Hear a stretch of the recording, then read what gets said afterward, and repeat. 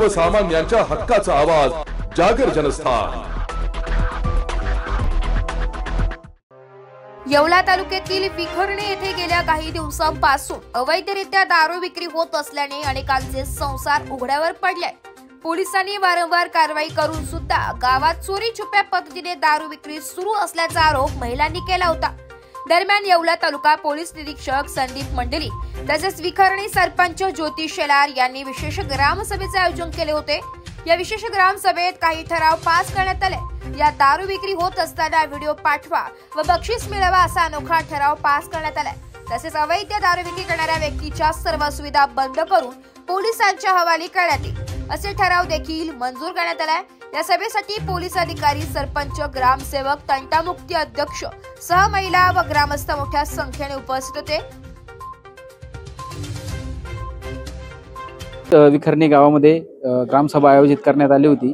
त्यामध्ये महिलांमध्ये जनजागृती व्हावी, दारू अवैधरित्या दारू विकणाऱ्यावर योग्य कारवाई व्हावी यासाठी ग्रामसभेत चर्चा करण्यात आली।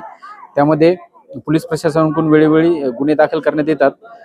महिलांनाही त्यामध्ये माहिती देण्यासाठी, पोलिसांना वेळेत माहिती देण्यासाठी या सभेत सांगण्यात आलेले आहे।